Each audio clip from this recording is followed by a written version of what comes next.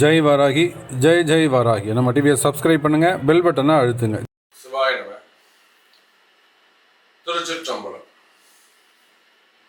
கற்பனை கடந்த ஜோதி கருணையே உருவமாகி அற்புத கோலம் நீடி அருமறை சிரத்தின் மேலா சிற்பர யோமமாகும் திருச்சிற்றம்பலத்துள் நின்று பொற்படம் நட செய்கின்ற பூங்குழல் போற்றி போற்றி. எல்லாமல்ல அம்மையப்பனாக உலகம் முழுவதும் வாழக்கூடிய அத்தனை ஜீவராசிகளுக்கும் அம்மையப்பனாக விளங்கக்கூடிய உமா மகேசனுடைய மலர்களிகளையும் என்னுடைய அத்தனை குருவையும் வணங்கி ஆதித்யாய சோமாய மங்களாய புதாய குரு சுக்ர சனிபியஸ்ச ராகவே கேதவே நமஹா. ஆதித்யாதி நவ கிரகங்களையும் நவகோள்களையும் நட்சத்திரங்களையும் வணங்கி உலகம் முழுவதும் வாழக்கூடிய ஸ்ரீ வாராகி டிவி நேயர்கள் அனைவருக்கும் உங்கள் தாம்பரம் ஸ்ரீ வாராகி ஈசனேசன் சுவாமியுடைய நல்லாசிகள், வாழ்த்துக்கள். ஜெய் வாராகி, ஜெய் ஜெய் வாராகி. அன்பு பக்தர்களே, நாம் இப்பொழுது காண இருக்கின்ற தலைப்பு கிரக யுத்தம். மார்ச் மாதம் 16ஆம் தேதியிலிருந்து மார்ச் 16, 2024 முதல் ஏப்ரல் 20 தேதி வரை அல்லது மே மாசம் வரையில கூட நம்ம வச்சுக்கலாம். அடுத்து வரக்கூடிய ஒரு 1.5 மாசம் 45 நாட்கள் ஒரு கிரக யுத்தம் நடக்க போகுது. இந்த கிரக யுத்தம் யுத்தம்னு நம்ம சொல்றோம், கிரக சேர்க்கைன்னு சொல்லல. நம்ம சொல்லும் போது நீங்க அந்த வார்த்தைகளை கவனிக்க வேண்டும். அந்த கிரக யுத்தம் அப்படின்னு சொல்றோம். கிரக சேர்க்கைன்னு சொல்ல 6 கிரக சேர்க்கை 5 கிரக சேர்க்கை அப்படின்னு சொல்லல, கிரக யுத்தம்னு சொல்றோம். ஏன் என்ற யுத்தம்ங்கிற வார்த்தையை எங்க சேர்க்கிறோம்னா, அன்பு நேயர்களே, நம்ம எல்லாருக்கும் தெரியும், சனி பகவான் கும்பத்துல இருக்கிறார். கும்பத்தில் இருக்கக்கூடிய சனி பகவானுக்கு நேர் பகையான ஒரு கிரகம் இருக்கும்னு சொன்னா அது செவ்வாய் தான். சுக்கிரனும் பகைதான், அவர் கொஞ்சம் சாஃப்ட் கேரக்டர். ஆனா அந்த செவ்வாய் ராகு அடிதடிக்கு சம்பந்தப்பட்டவங்க, கழகங்களுக்கு சம்பந்தப்பட்டவங்க. பெரும் யுத்தங்களுக்கெல்லாம் யாரு அதிபதி அப்படின்னு கேட்டீங்கன்னாக்கா செவ்வாய் தான். அப்ப அந்த செவ்வாய் பகவான் சனியோடு சேர்க்கிறார். பொதுவாகவே சனி செவ்வாய் சேர்ந்தா அது ஒரு தோஷமான சேர்க்கைன்னு சொல்லுவாங்க. எந்த ஒரு ஜாதகத்திலையும் சனியும் செவ்வாயும் சேர்ந்து இருக்க கூடாது அப்படின்லாம் சொல்லுவாங்க. அப்ப இந்த அடுத்து வரக்கூடிய அந்த 1.5 மாசத்துல மார்ச் 16ஆம் தேதியிலிருந்து மே மாசம் 1ஆம் தேதி வரையிலுமே கூட பிறக்க இருக்கின்ற எல்லா குழந்தைகளுக்கும் என்ன ஆகும்னா இந்த சனி செவ்வாய் சேர்க்கை கும்பத்துல இருக்கும். அது லக்னத்தை பொறுத்து அமையும். அப்ப அந்த சனியும் செவ்வாயும் சேர்க்கிறார்கள். அந்த இடத்துல தேவையில்லாத அரசியல் கழகங்கள் ஏற்பட போகுது. இப்ப அரசியல்னு சொல்லிட்டாலே 2 பேர் வரணும். ஒன்னு சனி, இன்னொன்னு சூரியன், அப்புறம் செவ்வாய். கூட ராகுவும் அங்கே இணைகிறார். அந்த சூரியன் யார் கூட இணைகிறார்னா ராகுவோடு இணைகிறார். அங்க சூரியன் ராகு நேர்பகை. அப்ப ராகு எங்க இருக்கிறாரு? மீனத்தில் இருக்கிறார். அப்போ மீனத்துக்கு 6ஆம் அதிபதி சூரியன். எதிரி ஸ்தானம், ரோகருண சத்துருன்னு சொல்லக்கூடிய எதிரிங்கிற ஸ்தானம். பொதுவாகவே 6 என்பது மரக ஸ்தானம். அப்ப என்ன ஆகும்னு கேட்டீங்கன்னாக்கா 6ஆம் இடத்துடைய சூரியன் ராகுவோடு இணைகிறார். அதோடு மட்டுமல்ல, புதனும் அங்க சேர்ந்துக்கிறாரு, சுக்கிரனும் சேர்ந்துக்கிறாரு. அப்ப இந்த சனி செவ்வாய் சூரியன் ராகு இந்த 4 கிரகங்கள் தான் அடுத்து நடக்க இருக்கின்ற மார்ச் மாசம் ரொம்ப எச்சரிக்கையாக இருக்க வேண்டிய ராசிகள், எச்சரிக்கையாக இருக்க வேண்டிய நபர்கள் யார் யாரு, யாரெல்லாம் எந்த தொழில் செய்யக்கூடியவங்களுக்கெல்லாம் அதிர்ஷ்டம் கிடைக்கும், அல்லது எந்தெந்த டிபார்ட்மெண்ட் எந்தெந்த தொழில இருக்கக்கூடியவங்களுக்கெல்லாம் நன்மைகள் நடக்கும், எந்த தொழில் செய்பவர்கள் எல்லாம் கவனமாக ஜாக்கிரதையாக இருக்கணும், எந்த அதிகாரிகள், காவல்துறையா, அரசு அதிகாரிகளா, போலீஸா, யார் ரொம்ப எச்சரிக்கையா இருக்கணும்.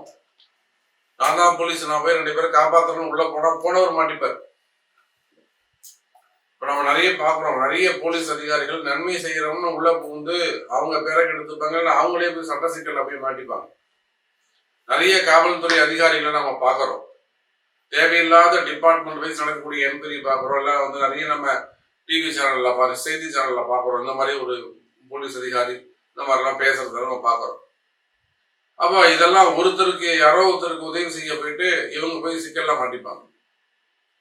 அப்ப நீங்க காவல்துறை அதிகாரிகளாக இருந்தாலே செவ்வாயுடைய சேர்க்கை காவல்துறை அதிகாரிகள் இவங்களாக ரொம்ப எச்சரிக்கையாக இருக்கணும்.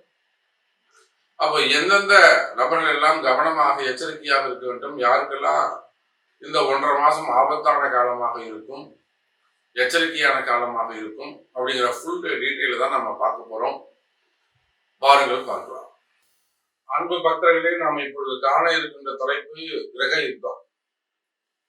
மார்ச் மாதம் 16ஆம் தேதியிலிருந்து மார்ச் 16, 2024 முதல் ஏப்ரல் 20 தேதி வரை அல்லது மே மாசம் வரையில கூட நம்ம வச்சுக்கலாம்.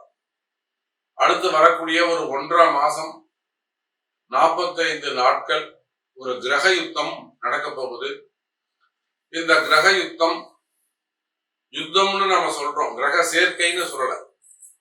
நம்ம சொல்லும் போது நீங்க அந்த வார்த்தைகளை கவனிக்க வேண்டும். அந்த கிரக யுத்தம் அப்படின்னு சொல்றோம். கிரக சேர்க்கைன்னு சொல்ல 6 கிரக சேர்க்கை 5 கிரக சேர்க்கை அப்படின்னு சொல்லல, கிரக யுத்தம்னு சொல்றோம்.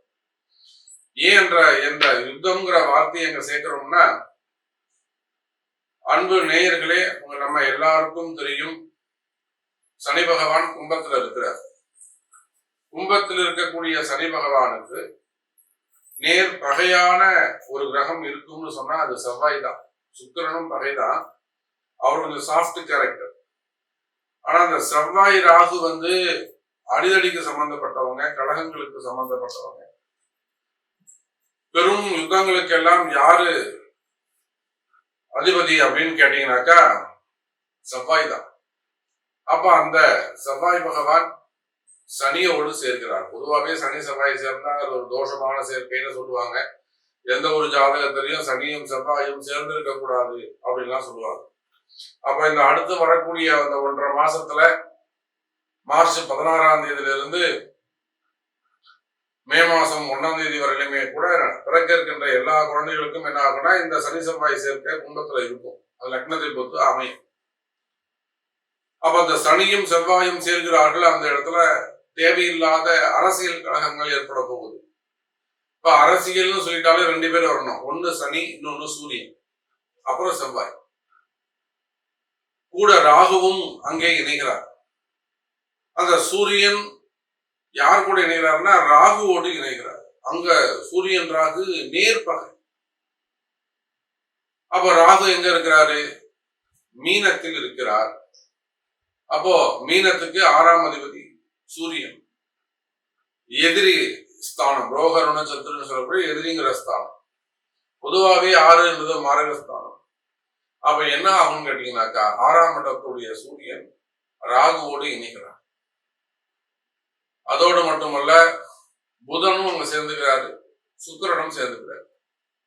அப்ப இந்த சனி செவ்வாய் சூரியன் ராகு இந்த 4 கிரகங்கள் தான் அடுத்து நடக்க இருக்கின்ற மார்ச் மாசம் ரொம்ப எச்சரிக்கையாக இருக்க வேண்டிய ராசிகள், எச்சரிக்கையாக இருக்க வேண்டிய நபர்கள் யார் யாரு, யாரெல்லாம் எந்த தொழில் செய்யக்கூடியவங்களுக்கெல்லாம் அதிர்ஷ்டம் கிடைக்கும், அல்லது எந்தெந்த டிபார்ட்மெண்ட் எந்தெந்த தொழில இருக்கக்கூடியவங்களுக்கெல்லாம் நன்மைகள் நடக்கும்,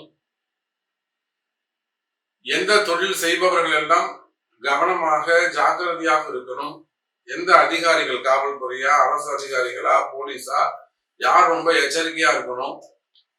நான் தான் போலீஸ், நான் போய் 2 பேரை காப்பாற்றணும் உள்ள போனவர் மாட்டிப்பார். இப்ப நம்ம நிறைய பாக்குறோம், நிறைய போலீஸ் அதிகாரிகள் நன்மை செய்யறவங்க உள்ள புகுந்து அவங்க பேரை எடுத்துப்பாங்க, அவங்களே போய் சட்ட சிக்கல்ல போய் மாட்டிப்பாங்க. நிறைய காவல்துறை அதிகாரிகளை நம்ம பாக்குறோம். தேவையில்லாத டிபார்ட்மெண்ட் வைஸ் நடக்கக்கூடிய என்கொயரி பாக்குறோம். எல்லாம் நிறைய நம்ம டிவி சேனல்ல செய்தி சேனல்ல பாக்குறோம். இந்த மாதிரி ஒரு போலீஸ் அதிகாரி இந்த மாதிரிலாம் பேசுறத நம்ம பாக்குறோம். அப்ப இதெல்லாம் ஒருத்தருக்கு யாரோ ஒருத்தருக்கு உதவி செய்ய போயிட்டு இவங்க போய் சிக்கல்ல மாட்டிப்பாங்க. அப்ப நீங்க காவல்துறை அதிகாரிகளாக இருந்தாலே செவ்வாயுடைய சேர்க்கை காவல்துறை அதிகாரிகள் இவங்களாக ரொம்ப எச்சரிக்கையாக இருக்கணும். அப்ப எந்தெந்த நபர்கள் எல்லாம் கவனமாக எச்சரிக்கையாக இருக்க வேண்டும், யாருக்கெல்லாம் இந்த 1.5 மாசம் ஆபத்தான காலமாக இருக்கும், எச்சரிக்கையான காலமாக இருக்கும் அப்படிங்கிற ஃபுல் டீட்டெயில தான் நம்ம பார்க்க போறோம். பாருங்கள் பார்க்கலாம்.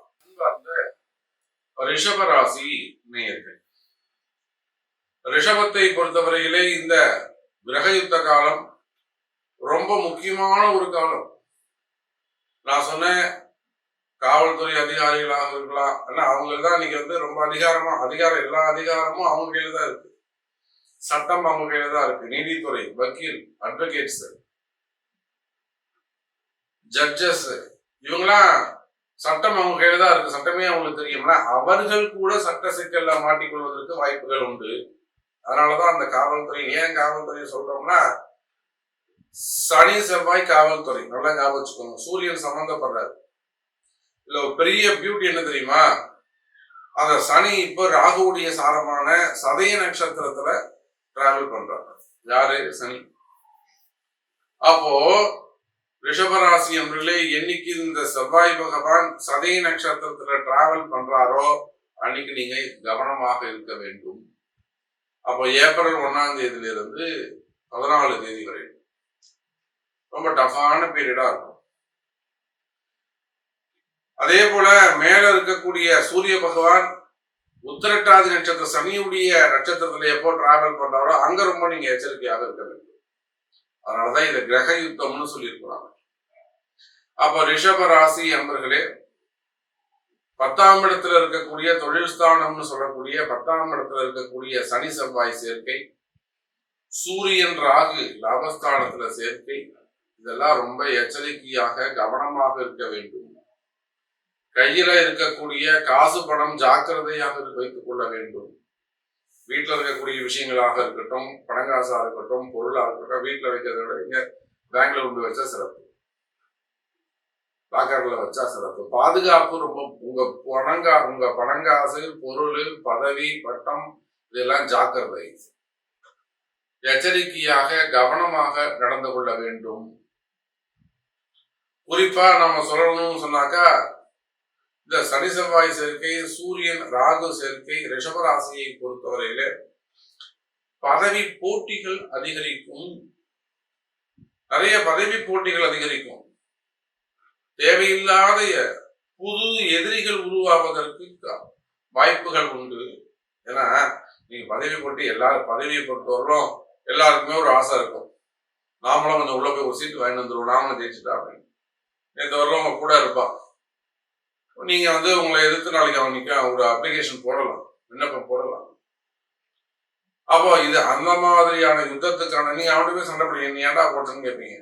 நாளைக்கு உங்களுக்கு அவங்க கூட வேலை செய்ய மாட்டாங்க. இந்த மாதிரி இது எல்லா இடத்திலும் இருக்கும். ஒரு டிபார்ட்மெண்டா இருந்தாலும் இருக்கும், ஒரு வேலை செய்யற இடமா இருந்தாலும் இருக்கும், ஒரு குடும்பமா இருந்தாலும் இருக்கும். குடும்பமா இருந்தா ஃபேமிலியில உங்க தம்பி உங்க சொல்ற பேச்சு கேட்டிருப்பாரு, இல்லை அவங்க உங்க பசங்க உங்க சொல்ற பேச்சு கேட்டிருப்பாங்க. இன்னைக்கு உங்களை ஏத்தடிக்கும். இது எல்லா இடத்துக்கும் பொருந்தும். நான் ஏதோ ஒரு அரசியலுக்கு மட்டும் நினைக்காது. நீங்க சினிமா துறையாக இருந்தாலும் சரிதான், கலைத்துறையாக இருந்தாலும் சரிதான், அதே போல மீடியா துறையாக இருந்தாலும் சரிதான், குடும்பமாக இருக்கலாம், அரசு அதிகாரிகளாக இருக்கலாம், தனியார் துறையில ஒர்க் பண்ணக்கூடியவங்களாக இருக்கலாம், குறிப்பா தொழில் செய்யக்கூடியவர்கள், பிசினஸ் பண்ணக்கூடியவர்கள், அது உள்நாட்டிலேயா இருக்கலாம், வெளிநாட்டிலேயாக இருக்கலாம். இப்போ ரிஷபராசிக்கு இந்த பிசினஸ்ல எல்லாம் எப்படி இருக்குங்கிறது நிதர்சனமா நம்மளால சொல்ல முடியும். யாரும் நம்மள மாதிரி ஓப்பனா சொல்றது கிடையாது. பாக்குறவங்க எல்லாம் உங்களுக்கு நல்லா இருக்கும்னு சொல்லிட்டு போறாங்க. தவிர இவங்களும் என்ன பண்ணிடுறாங்கன்னா, சந்தோஷமான செய்திகளை கேட்டுப்போம் அப்படின்னு பாசிட்டிவான விஷயங்களை காதல வாங்கிக்கிறாங்க. பட் இதுல இருந்து இந்த துன்பத்தில இருந்து நாம எப்படி வெளியில வர்றது, இந்த கிரக யுத்தம்னு போட்டுக்கிறாங்களே, இதுல நாம எப்படி ஜெயிக்கிறது, இந்த யுத்தத்துல நாம எப்படி சாமி ஜெயிக்கிறது? இப்ப இந்த பதிவுடைய நோக்கம் என்னன்னு கேட்டீங்கன்னா, நாளைக்கு நடக்கக்கூடிய விஷயங்கள், இந்த மாதிரி ஒரு கிரக யுத்தம் வருது, குறிப்பா இந்த அரசியல் தலைவர்கள், கலைத்துறையை சார்ந்தவர்கள், பிசினஸ் செய்யக்கூடியவர்கள், நல்ல பதவிகள்ல இருக்கக்கூடியவங்க, நல்ல போஸ்டிங்ல இருக்கக்கூடியவங்க, இவங்களுக்கெல்லாம் ஒரு கடுமையான காலம் அல்லது எச்சரிக்கையான காலம் வருகிறது. இதை எடுத்து சுட்டி காட்டுவதுதான் நம்மளுடைய வேலை. அப்ப இதுக்கெல்லாம் என்ன செய்யலாம் அப்படின்னு கேட்டீங்கன்னாக்கா, அதுக்கு உங்க பிறப்பு ஜாதகம் ரொம்ப முக்கியம். ஆமா சாமி, நீங்க சொல்றது கரெக்ட். எனக்கு அப்படிதான் பதவியால ஒரு பெரிய பிரச்சனை வந்திருக்கு, போட்டி பொறாமையில ஒரு வம்பு வழக்கு வந்திருக்கு. நம்ம அதில் ஜெயிக்கணும், கண்டிப்பா ஜெயிக்கலாம். அதுக்கு வழிவகைகள் இருக்கு. இவ்வளவு தூரம் எடுத்து வழிகாட்டக்கூடிய அம்பாள் அன்னை வாராகி நிச்சயமா உங்களுக்கு கைவிட மாட்டாங்க. அதற்கான அந்த பிரச்சனைகள், எதிரிகளுடைய தொந்தரவுகள் இருக்குமே, ஆனால் அதெல்லாம் வெளிவருவதற்கான வாய்ப்பையும் வழியையும் அம்பாள் காட்டுவார். அப்ப அது எப்பேற்பட்ட சட்ட சிக்கலாக இருந்தாலும் அல்லது கூட்டு தொழிலாக இருந்தாலும் அல்லது பணங்காசு சம்பந்தப்பட்டது, ஒரு 10 பேர் காசு இருக்கு, ஒரு 100 பேர் பைசா ஒன்னா கலந்து இருக்கு, அந்த மாதிரி ஒரு பெரிய அமௌண்டா இருந்தாலும், கடன் சுமைகள் கடன் பிரச்சனையாக இருந்தாலும், நிச்சயமாக ரிஷப ராசி அன்பர்களே, உங்களுடைய சுய ஜாதகத்தை கொண்டு ஒரு நல்ல குருவை தேர்ந்தெடுத்து, இப்போ யாரெல்லாம் சௌக்கியமா சந்தோஷமா இருக்காங்களோ அவங்களுக்கு இந்த பதிவு தேவைப்படாது. ஏன்னா அவங்களுக்கு சந்தோஷமா இருக்காங்க. யார் கஷ்டத்துல இருக்காங்களோ அவங்களுக்கு வழிகாட்டுவதுதான் அம்பாளுடைய வேலை, அதுதான் அடியனுடைய வேலை. அப்போ உங்களுடைய கஷ்டங்கள் எதுவாக இருந்தாலும், அல்லது சட்ட சிக்கல், குடும்பத்துல சிக்கல் இருக்கலாம், போட்டி பொறாமைகள் இருக்கலாம், வேற ஏதேனும் சிக்கல்ல போய் நீங்க மாட்டியிருக்கலாம். அப்படி அந்த மாதிரி சிக்கல்கள்ல இருக்கீர்களே ஆனால் ரிஷபராசி என்பர்களே, இந்த 45 நாட்கள் மார்ச் 16 இருந்து மே மாசம் 1ஆம் தேதி வரையிலும் இந்த சட்ட சிக்கல்ல கடுமையான காலங்களில் எச்சரிக்கையாக நடந்து கொள்ளுங்கள். நிச்சயமா இந்த மாதிரி துன்பங்கள் இருக்குமே ஆனால் அது வெளிவருவதற்கு நிறைய வாய்ப்புகள், வழிபாடுகள் உண்டு. உங்களுடைய சுய ஜாதகத்தை எடுத்துக்கொண்டு அன்னை வாராகி இடத்திலே வாருங்கள். அன்னை வாராகி உங்களுக்கு வழிகாட்டுவாள், சந்தோஷமாக வாழ வைப்பாள் என்பதை தெரிவித்துக் கொண்டு மீண்டும் ஒரு அற்புதமான பதிவில் சந்திக்கிறேன். ஜெய் வராகி.